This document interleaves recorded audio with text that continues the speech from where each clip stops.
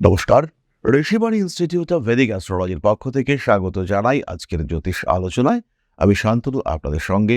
আলোচ্য বিষয় ফেব্রুয়ারি মাস 2024 সাল এবং মীন রাশি।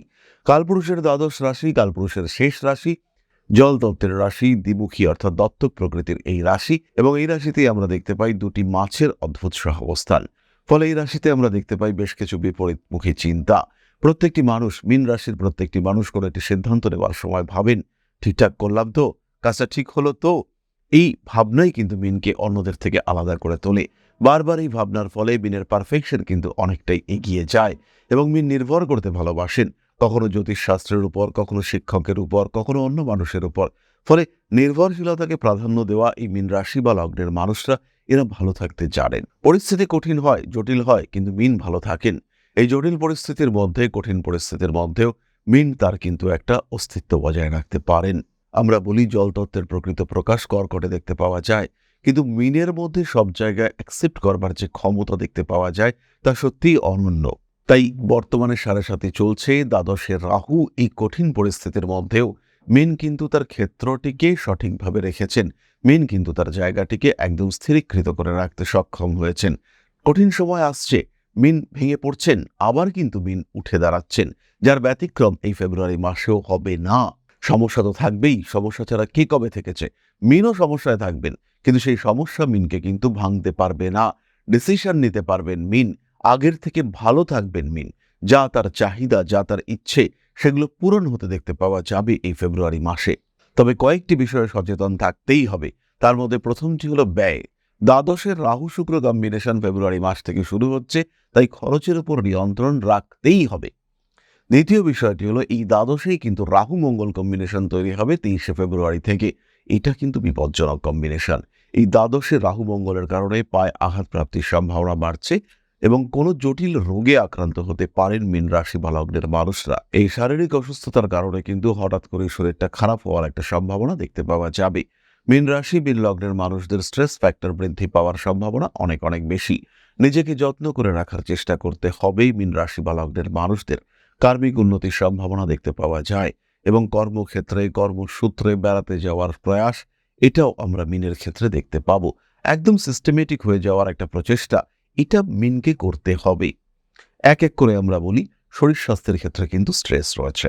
শরীরটা হঠাৎ করে খারাপ হয়ে যাওয়ার সম্ভাবনা দেখতে পাওয়া যায়। তারই সঙ্গে সঙ্গে কিছু স্কিনের সমস্যায় ভুগতে পারেন। পায়ের পাতায় চামড়া সংক্রান্ত সমস্যা, কষ্ট পেতে পারেন মীন রাশি বা লগ্নের মানুষরা। পড়াশোনার ক্ষেত্রে বেশ উন্নতি রয়েছে, এ বিষয়ে কোনো সংশয় নেই। পরিশ্রম করবেন মীন। মাধ্যমিক, উচ্চ মাধ্যমিক দুটো পরীক্ষায় ফেব্রুয়ারি মাসে মীন রাশি বা লগ্নের মানুষ তারা যথেষ্ট উন্নতি করতে পারছেন। এ বিষয়ে কোনো রকম সমস্যা কিন্তু থাকছে না।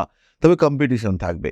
আপনি ফার্স্ট হবেন, অবশ্যই হবেন, কিন্তু যে সেকেন্ড হবে সেও কিন্তু একদম কাছাকাছি নাম্বার পাবে। আর এই ফার্স্ট র্যাঙ্ক ধরে রাখার জন্য আপনাকে কিন্তু প্রচুর পরিশ্রম করতে হবে, আপনার সন্তানকেও প্রচুর পরিশ্রম করতে হবে। তবে চতুর্থে বৃহস্পতি রয়েছে বক্রী হয়ে। স্টেবিলিটি ফ্যাক্টর এটা অনেকটাই বেশি এবং তার সঙ্গে সঙ্গে বৃহস্পতির উপর রাহুর দৃষ্টি রয়েছে। তাই যেন তেন প্রকারেরও বা বলা যেতে পারে ছল বল কল কৌশল অ্যাপ্লাই করে মিন কিন্তু নিজের ক্ষেত্র, নিজের জায়গাটিকে ধরে রাখতে পারবেন। খরচের উপরে নিয়ন্ত্রণ রাখতে হবে। উচ্চবিদ্যার ক্ষেত্রেও মিনের উন্নতি অনেক অনেক বেশি এবং সবচেয়ে ভালো যে ক্ষেত্রটি সেটি হলো মধ্যবর্তী স্তরে যারা রয়েছেন, যারা কলেজে ভর্তি হবে বা কলেজে ভর্তি হয়েছে, ফার্স্ট ইয়ার চলছে, সেই সমস্ত মানুষদের ক্ষেত্রে উন্নতি অনেকটাই বেশি। তারা ডেভেলপ করতে পারছে, এ বিষয়ে কোনো সন্দেহ নেই। অল্প বিস্তর শত্রুতা দেখতে পাওয়া যাবে এবং ফিনান্সিয়াল সেক্টরে, প্রফেশনাল ফিল্ডে কিন্তু এই শত্রুতা আসতে চলেছে। খেয়াল রাখতে হবে, এই শত্রুতা আসতেই পারে, কিন্তু মানুষের সঙ্গে আপনার সম্পর্ক অটুট রাখার চেষ্টা করতে হবে। বেশ কিছু সময় সোশ্যাল মিডিয়ায় আপনাকে নিয়ে কিছু কথাবার্তা উঠতে পারে এবং এই কথাবার্তার মধ্যে কিন্তু জটিলতা সৃষ্টি হওয়ার সম্ভাবনা অনেকটাই বেশি। আবার কোনো কোনো সময় কথার জালে জড়িয়ে গিয়ে প্রতারিত হতে পারেন মীন রাশি বা লগ্নের মানুষরা। খেয়াল রাখতে হবে, কোনো রকম দুর্বলতা সেটা কিন্তু আপনার জন্য জটিল আকার ধারণ করতে পারে। নাম, যশ, প্রভাব, প্রতিপত্তি ইত্যাদি বাড়ছে। তবে 14 তারিখের পর থেকে কিন্তু চোখের সমস্যা প্রকট হয়ে উঠতে দেখতে পাওয়া যাবে। এর কারণে কিন্তু পড়াশোনার ক্ষেত্রে কিছুটা সমস্যা তৈরি হতে পারে। দুটো জিনিস অ্যাভয়েড করতে হবে, একটি হলো চোখে ঠান্ডা লাগা, আরেকটি হলো চোখে কোনো এক্সটার্নাল এলিমেন্টস ঢুকে যাওয়া। চোখের মধ্যে ধুলো পড়েছে বা চোখ নিয়ে সমস্যায় রয়েছেন, কোনো ডাস্ট পার্টিকেল এটা আপনার চোখের মধ্যে জুড়েছে, এই বিষয় নিয়ে কিন্তু কিছুটা সমস্যার মধ্যে পড়তে পারেন। কথাবার্তার উপর নিয়ন্ত্রণ রাখতে হবে। কর্মক্ষেত্রে কিন্তু এই কারণে একটু সমস্যার মধ্যে পড়তে পারেন। চাকরি প্রাপ্তির জন্য কোনো রকম ইনভেস্টমেন্ট এটা কিন্তু করা যাবে না। খেয়াল রাখতে হবে অষ্টমপতি কিন্তু দ্বাদশে অবস্থান করবেন। 6 তারিখের পর থেকে শুক্র প্রবেশ করবে আপনার দ্বাদশে। এই সময় তৈরি হবে বিপরীত রাজযোগ আর প্রচুর খরচ, প্রচুর প্রতারিত হওয়া, প্রচুর ব্যয় তার সম্ভাবনা। এই সময় যদি নিজের অ্যাক্টিভিটিসের উপর নিয়ন্ত্রণ রাখতে না পারেন, যে কোনো রকমের ইমোশনের উপর যদি কন্ট্রোল রাখতে না পারেন, তাহলে কিন্তু আপনি প্রতারিত হবেন। ষড়রিপু আপনাকে ডিস্টার্ব করবে। দ্বাদশের রাহু শুক্র কম্বিনেশন ড্রিঙ্ক করবার টেন্ডেন্সি এটাও বাড়িয়ে তুলতে পারে। নিজেকে কন্ট্রোলে রাখতেই হবে এবং তীব্রভাবে রাখতে হবে। নিজেকে ভালো রাখার জন্য কিছুটা সংযম, কিছুটা নিয়ন্ত্রণ অবশ্যই প্রয়োজন। অন্যথায় কিন্তু পরিস্থিতিগত জটিলতার শিকার হতে চলেছেন। ব্যবসার ক্ষেত্রে উন্নতি রয়েছে, স্পষ্ট উন্নতি দেখতে পাওয়া যাবে, হাতে টাকা পয়সা আসবে এবং এখন যে উন্নতি হবে সেটা কিন্তু মার্চে গিয়ে আরও বাড়তে দেখতে পাওয়া যাবে।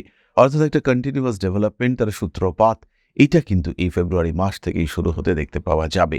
লোহা, কাঠ, কনস্ট্রাকশন ইত্যাদি ব্যবসায় যারা রয়েছেন, যারা ট্রান্সপোর্ট, এক্সপোর্ট ইত্যাদি ব্যবসা করেন, তারা প্রচুর উন্নতি করতে পারছেন। যারা টেক্সটাইল বিজনেস করেন, যারা বিছানার চাদর বা এই ধরনের নিত্য প্রয়োজনীয় কাপড়ের ব্যবসা করেন, তাদের ক্ষেত্রে উন্নতি অনেক বেশি। আবার যারা একদম হার্ডকোর ফ্যাশন ইন্ডাস্ট্রিজে রয়েছেন, তাদের ক্ষেত্রে কিন্তু কিছুটা প্রেশার আসতেই দেখতে পাওয়া যাবে।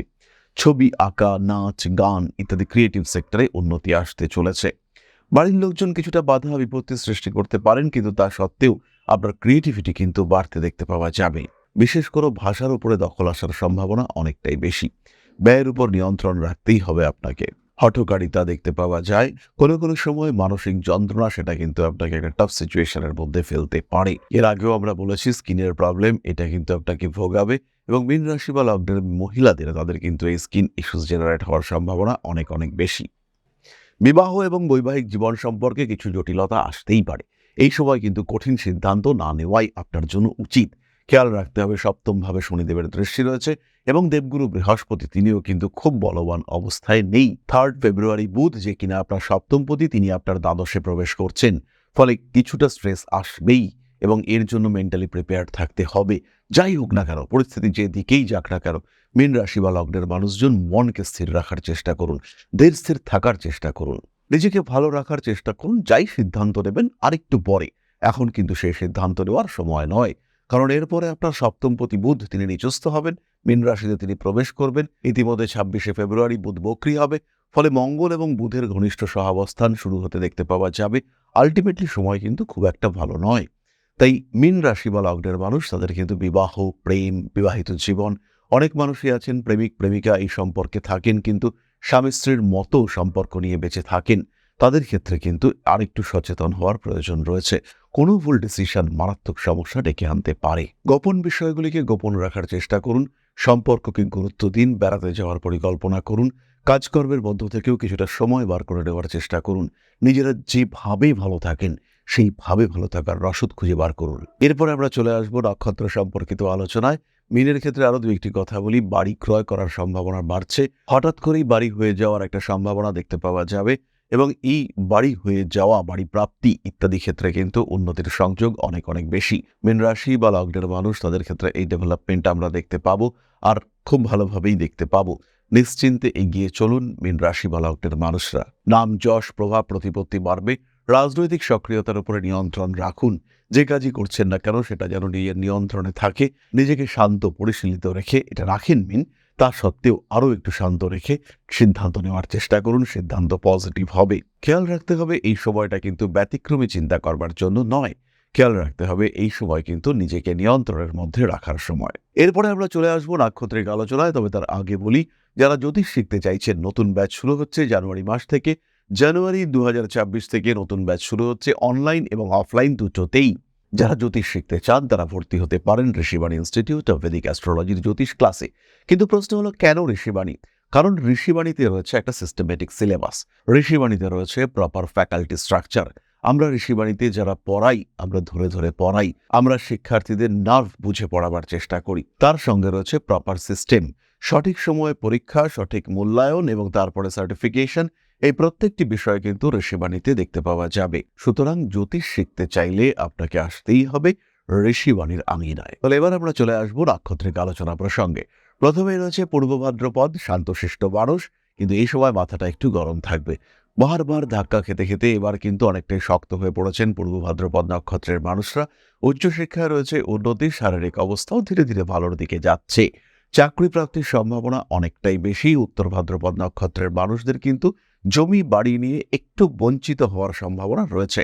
বাড়ি জমি বন্টন হবে, সেই ক্ষেত্রে আপনাকে সরিয়ে দেওয়া হলো বা আপনাকে যথাযথ সাপোর্ট দেওয়া হলো না, এটা কিন্তু ঘটতে পারে। প্রেম, ভালোবাসা ইত্যাদির ক্ষেত্রে কিছুটা অস্থিরতা আসার সম্ভাবনা রয়েছে। মানসিক দিক থেকেও কিছুটা অস্থির হয়ে পড়তে পারেন। ঠান্ডা লাগার সম্ভাবনা দেখতে পাওয়া যাবে। সমস্ত রকম আইনি জটিলতা থেকে নিজেকে দূরে সরিয়ে রাখুন। গুপ্ত শত্রুতা বাড়তে পারে। অনৈতিক সমস্ত কাজকর্ম থেকে নিজেকে সরিয়ে রাখার চেষ্টা করতে হবে পূর্ব ভাদ্রপদ নক্ষত্রের মানুষদের। ঠান্ডা লাগার সম্ভাবনা রয়েছে। বিদেশ যাত্রা, বেড়াতে যাওয়া বা কোনো কাজে বিদেশ যাত্রা, তার কিন্তু স্পষ্ট সংযোগ সৃষ্টি হতে চলেছে। পরবর্তী নক্ষত্র উত্তর ভাদ্রপদ, পরিশ্রম বাড়তে চলেছে। পড়াশোনার ক্ষেত্রে উন্নতি দেখতে পাওয়া যাবে এবং বেশ উন্নতি দেখতে পাওয়া যাবে। ধর্মীয় কোনো বিষয়ের সঙ্গে সম্পর্কযুক্ত হতে পারেন। উত্তর ভাদ্রপদ নক্ষত্রের মানুষদের কিন্তু পেশাগত ক্ষেত্রে উন্নতি আসতে দেখতে পাওয়া যাবে। তার সঙ্গে সঙ্গে মাসের একদম মাঝামাঝি সময় হঠাৎ করে শরীরটা খারাপ হতে পারে।